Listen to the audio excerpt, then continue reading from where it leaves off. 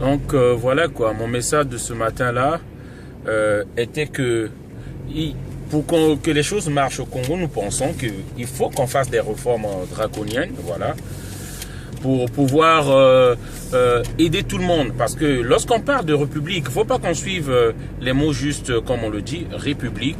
Une république, ça veut dire intérêt général. Lorsqu'on parle de république, ça veut dire lorsque les Français avaient choisi d'être une république, c'est parce que à l'époque, la royauté, le royaume, les richesses étaient concentrées par juste une communauté, un bon nombre de personnes. Voilà. Donc lorsqu'ils ont choisi que ce soit une république, ça veut dire l'intérêt général. Il faut un partage des richesses. Voilà, c'est ça le sens de la république, l'intérêt commun. Voilà. Donc aujourd'hui au Congo, c'est pas possible qu'on voie que quelqu'un est à côté qui gagne des millions et l'autre à côté n'a même pas de quoi manger. C'est pas normal. Aujourd'hui, nous qui avons eu cette chance-là de venir voir ailleurs comment ça se passe en Europe, particulièrement en France, on sait que tout le monde a le strict minimum au moins. Tout le monde a le strict minimum. Donc moi je pense c'est pas impossible qu'on fasse ça chez nous. Aujourd'hui ceux qui ont réussi leur vie au Congo, et certains vont se dire ouais j'ai été à l'école, mais c'est pas la raison, c'est pas vraiment une raison fondamentale.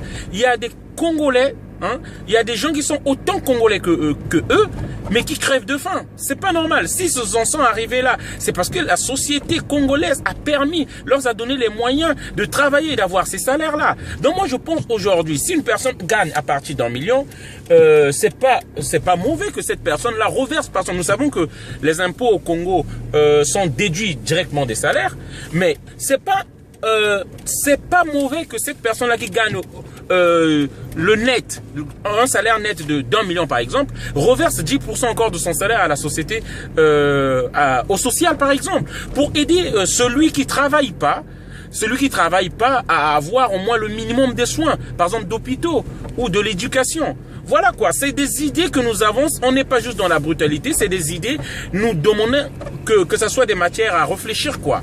Hein? Des matières à réfléchir simplement, voilà. Donc c'était ça mon message de ce matin-là.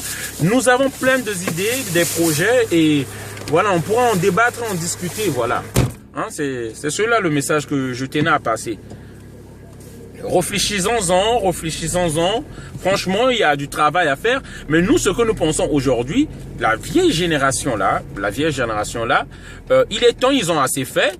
Il faut qu'ils donnent la chance.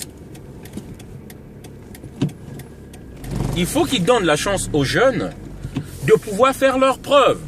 Eux, ils ont pris les choses en main à cet âge-là. C'est en forgeant qu'on devient forgeron. Pourquoi pas qu'ils nous donnent, nous, la chance? Vous avez déjà gaspillé ce pays-là. Vous avez déjà foutu la merde. Excusez-moi le terme. Vous avez déjà fait le bordel. Laissez aux jeunes peut-être, nous allons pouvoir faire quelque chose. Qu'on fasse nos preuves. Voilà. C'est ça le message qui est important. Donc, voilà quoi. Je vous souhaite une bonne journée donc ce matin. Voilà, c'était le message de Donald d'Imperator. Merci. Allez.